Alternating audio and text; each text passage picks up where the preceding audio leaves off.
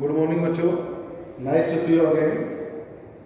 जैसे कि business study में हम रिटेल ट्रेड के बारे में डिस्कस कर रहे थे, उस रिटेल ट्रेड में ये बेटे लार्ज स्केल रिटेलर्स का लास्ट फेज है। इसके बाद ये चैप्टर आपका एंड हो जाएगा और इस चैप्टर की आपने प्रॉपर नोट्स जो है वो प्रिपेयर करने हैं और प्रॉपर इंफॉर्मेशन जो है आपको दे दी गई है। बीच में कौन कौन से टॉपिक्स जो है हमने जो लार्ज स्केल रिटेलर्स में हमारे जो कौन कौन से टॉपिक्स जो है वो हमने डिलीट हुए और जो टॉपिक आपने करने हैं उन टॉपिक्स को करना है। ये टॉपिक्स हम इसमें ऑटोमेटिक वेंडिंग मशीन जो है वो आपका मेन है, कंज्यूमर कोऑपरेटिव स्टोर्स आपका मेन है और इसके अंदर जो है आपका मल्टीपल शॉप्स और डिपार्टमेंट मल्टीपल शॉप्स और चेन स्टोर इनके ये आपने करने हैं। इनके बारे में आपको जो सुपरमार्केट के बारे में आपको पता होना चाहिए।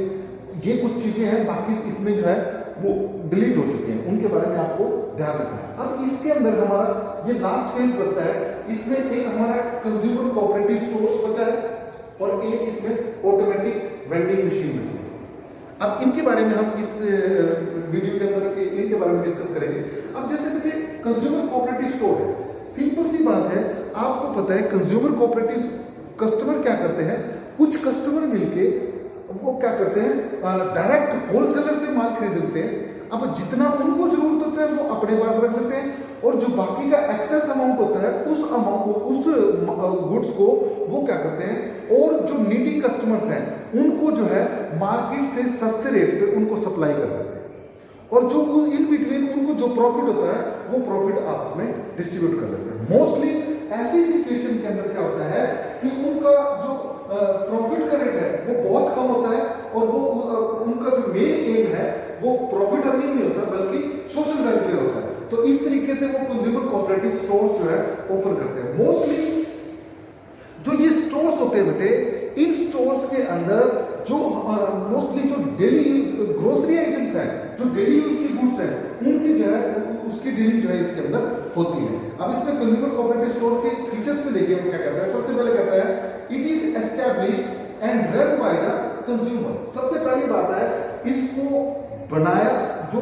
एस्टैब्लिश किया जाता है वो कस्टमर्स के द्वारा किया जाता है और इसको जो चलाया जाता है वो भी कस्टमर के द्वारा किया जाता है। इसमें सेल्फ सर्विस जो है वो मोटो रहता है। इसके अंदर जो मेन जो इसके जो एक्सपेंसेस हैं, जो ऑपरेटिंग एक्सपेंसेस है उनको कम करने के लिए, क्योंकि अगर ऑपरेटिंग एक्सपेंसेस कम होंगे तभी तो कॉस्ट ऑफ प्रोडक्शन कम होगी, तभी तो हम मार्केट से सस्ते रेट पे प्रोडक्ट जो है कस्टमर को सप्लाई कर पाएंगे। तो इसमें जो है सेल्फ सर्विस पे ज्यादा वो स्ट्रेस दिया जाता है, जिसके कारण जो है इसमें जो है इसके कॉस्ट ऑफ प्रोडक्शन जो है इसमें वो कम रहती है। उसके बाद वो कहता है it is established to eliminate the middleman, क्योंकि जो मिडलमैन होता है वो भी अपने कुछ प्रॉफिट में माल जो है सप्लाई करता है कस्टमर को, तो उसको एलिमिनेट करने के लिए ये क्या करते हैं, इसमें मिनिमम 10 मेंबर्स और मैक्सिमम नो लिमिट होती है। और कोऑपरेटिव सोसाइटी एक्ट 1912 के अकॉर्डिंग जो है ये कंज्यूमर कोऑपरेटिव स्टोर्स जो है वो ओपन किए जाते हैं। जो कुछ कस्टमर यानी कम से कम 10 और मैक्सिमम नो लिमिट वो मिलके अपने आप को कोऑपरेटिव सोसाइटी में रजिस्टर्ड करवा देते हैं, वो फिर जो है कोऑपरेटिव स्टोर जो है ओपन करते हैं, वो जो है वो एस्टेब्लिश करते हैं और इसमें वो क्या करते हैं डायरेक्ट मैन्युफैक्चरर से माल खरीदते हैं, डायरेक्ट मैन्युफैक्चरर से माल खरीद के उसको कस्टमर तक अल्टीमेट कस्टमर तक जो है उसको भिजवाते हैं। इससे क्या होता है कि मिडलमैन का प्रॉफिट जो है वो कस्टमर को बेनिफिट दे देते हैं और कस्टमर को जो है वो मार्केट से सस्ते रेट पे अवेलेबल हो जाता है। उसके बाद कहता है sales are only in cash. जो ये कोऑपरेटिव स्टोर्स होते हैं बेटे, इनके अंदर मोस्टली जो सेल्स होती हैं वो कैश में की जाती है, तो इसमें बैड डेट्स होने के चांसेस जो है वो बहुत कम होते हैं। उसके बाद कहता है in members can leave the membership any time. अब इसके अंदर जैसे minimum 10 members maximum no limit होती है, वो मेंबर्स कभी भी बिना कोई इंटीमेशन के मेंबरशिप छोड़ सकते हैं और कभी भी वो उसके साथ मेंबरशिप में आ सकते हैं, कभी भी कोई भी उसमें मेंबरशिप जो है उसका बन सकता है। उसके बाद कहता है profit is distributed among the members. अब जैसे मैं बात कर रहा था, जो जब ये माल बेचते हैं तो उसका जो प्रॉफिट होगा वो मेंबर्स जो है आपस में बांट सकते हैं। मोस्टली जो है वो प्रॉफिट आपस में नहीं बांटते, उस प्रॉफिट को वो उसी अपनी सोसाइटी की डेवलपमेंट में जो है खर्च कर देते हैं। उसके बाद members can be acquired any time, किसी कभी भी मेंबरशिप एक्वायर की जा सकती है। उसके बाद प्रॉफिट इज, उसके बाद कहते हैं good quality things are sold at less price. इसमें अच्छी चीजें जो गुड क्वालिटी की प्रोडक्ट है वो जो है एक कंसोलिडेटेड रेट पे जो है सप्लाई की जाती है कस्टमर को। उसके बाद कहता है a members has the right to cast one more. अब एक मेंबर चाहे उसके पास जितनी मर्जी वो है, चाहे उसके पास उस सोसाइटी के जितने भी शेयर हैं, फिर भी उसको सिर्फ एक वोट देने का अधिकार होता है। उसके बाद कहता है एडवांटेज ऑफ कस्टमर। अब कस्टमर को देखिए क्या क्या एडवांटेज होते हैं। सबसे पहले एक consumer get good quality, consumer को जो है बहुत अच्छी क्वालिटी के गुड्स जो है उसको अवेलेबल हो जाती है। उसके बाद कहते हैं the consumer get good quality product at less price. उसको जेन्युइन रेट प्राइसेस देने पड़ते हैं और अच्छी क्वालिटी के प्रोडक्ट जो है अवेलेबल हो जाती है। दूसरा कहता है there is no fear of loss of capital because the sales are only in cash. क्योंकि इसमें बैड डेट्स होने के चांसेस नहीं होते और जो गुड्स है वो गुड्स जो है वो कैश में सेल की जाती है। तो इसमें जो है कैपिटल जो है वो लॉस होने के खर्चा जो है या उसको लॉस होने के चांसेस जो है बहुत कम होते हैं जो कस्टमर्स कोऑपरेटिव सोसाइटीज का। उसके बाद कहता है their establishment eliminate the middleman. और जब कोऑपरेटिव स्टोर की एस्टैब्लिशमेंट की जाती है तो उसमें मिडलमैन की जो है वो मिडलमैन जो है वो एंड हो जाता है। क्यों?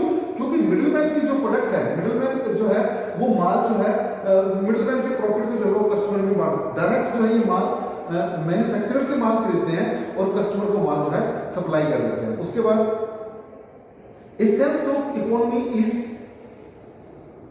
Inculcated in the customer. अब इसके अंदर कस्टमर के अंदर क्या होता है, कस्टमर के अंदर ये पैदा किया जाता है कि उनको जो है सस्ता माल जो है और गुड क्वालिटी का प्रोडक्ट जो है वो अवेलेबल कराया जाता है ताकि जो कस्टमर जो है वो सेल्फ सर्विस करके जो है उसको वो माल जो है वहां से अवेलेबल हो सकता है।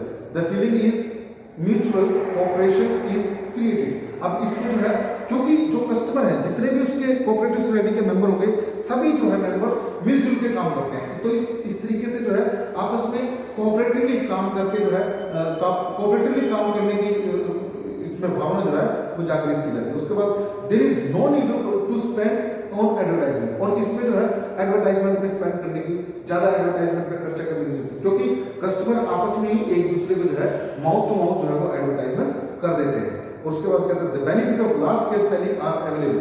और इसमें क्योंकि माल जो है ये मैन्युफैक्चरर से खरीदते हैं और बहुत सारे कस्टमर्स में डील करते हैं, बहुत सारे कस्टमर्स को माल से सप्लाई करते हैं, तो इस करके इनको कॉस्ट ऑफ प्रोडक्शन जो है वो माल की कम पड़ती है। और उसके बाद कहते हैं there is a certainty of the share because the certainty of the customer. क्योंकि इसके अंदर जो है जितने कस्टमर जो इसके कस्टमर जो मेंबर्स है वो तो वहां से माल खरीदते हैं, बाकी दूसरे कस्टमर भी यहाँ से माल खरीदते हैं। इसलिए यहाँ पे श्योरिटी है कि इनका माल बिकेगा ही बिकेगा। The needs of the customer are taken care of. और इसमें जो कस्टमर्स होते हैं उनकी रिक्वायरमेंट, उनकी जो जरूरतें हैं उनको पूरा करने की कोशिश की जाती है, उनका इसमें जो है पूरा ख्याल रखा जाता है। तो ऐसे जो है इसके हमने इसके एडवांटेज के बारे में जो है वो ध्यान रखा। उसके बाद इसमें कुछ इसके डिसएडवांटेज भी हैं। इसमें सबसे पहले डिसएडवांटेज क्या है? सबसे पहले है loss has to be faced when the market is turn. कहते हैं जब मार्केट में काम लेते हैं यानी जब रिसेशन पीरियड हो उस टाइम पे जो है इनको जो है लॉस उठाना पड़ सकता है, या फिर कस्टमर की रिक्वायरमेंट वो ना हो जो हमने माल खरीदा है तो उस केस में इनको जो है लॉस उठाना पड़ सकता है। उसके बाद कहते हैं there is possibility of quarrel because of consumer form groups.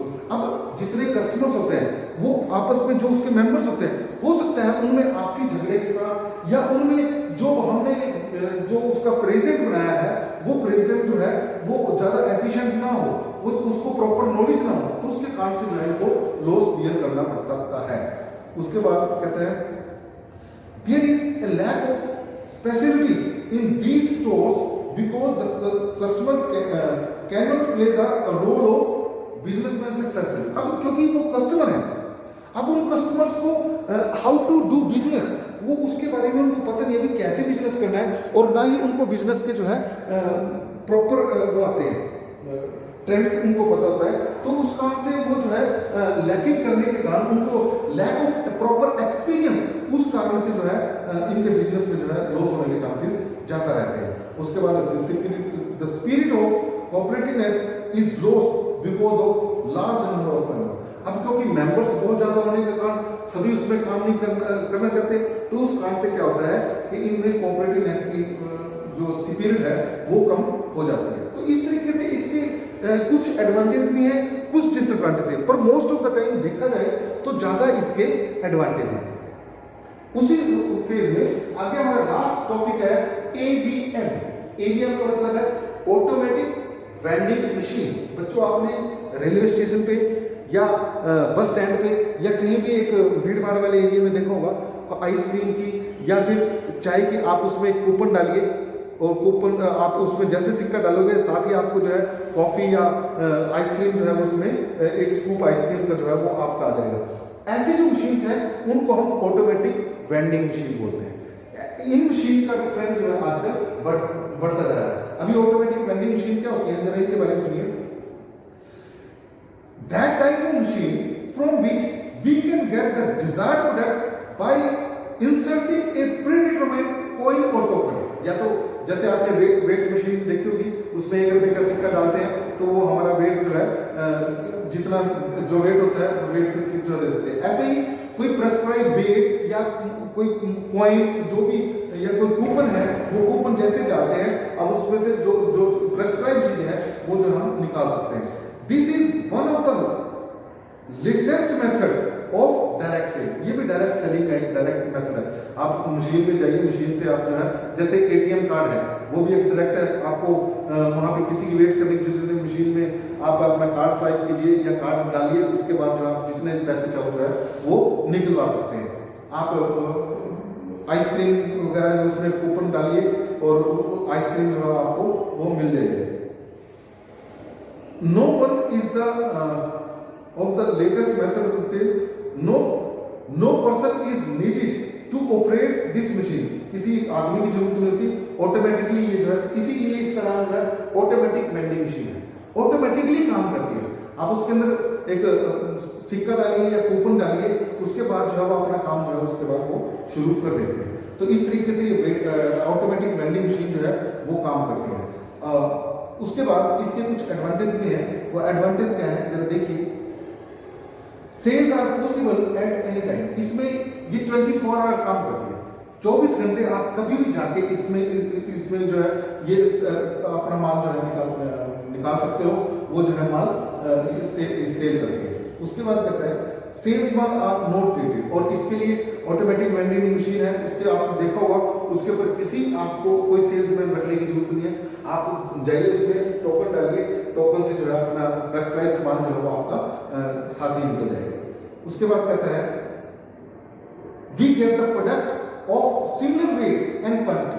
आप चाहे एक प्रोडक्ट डालिए चाहे आप 10 प्रोडक्ट डालिए, 10 कूपन डालिए, उसके बाद आपको उतनी ही वेट की चीज जो है वो आपको साथ साथ अवेलेबल हो जाएगी और वो सेम वेट की चीज मिलेगी और सेम साइज की चीज जो है, ये छोटी बड़ी चीज जो है वो नहीं मिलेगी, सेम साइज की चीज मिलेगी। We get fresh product. और इसके अंदर मोस्टली बेटे आपको फ्रेश प्रोडक्ट अवेलेबल होती है क्योंकि इसकी रीफिलिंग जो है वो जब भी ये खाली हो जाती है इसको जो है रीफिल कर देते हैं। उसके बाद machine is not difficult to operate. और मशीन को बेटे जो ये ऑटोमेटिक वेंडिंग मशीन है इनको ऑपरेट करना भी बड़ा आसान होता है। इनको ऑपरेट करने के लिए जो है ज़्यादा उसमें उसकी जरूरत नहीं होती। और इसमें हम क्या करते हैं कि अपना कॉइन डालते हैं, कॉइन डाल के जितने उसमें जो प्रेस्क्राइब क्वांटिटी और क्वालिटी है उस क्वांटिटी का सामान जो है प्रॉपर शेप में जो है वो माल आपके पास आपको अवेलेबल हो जाता है। उसके बाद नो फियर ऑफ थेफ्ट।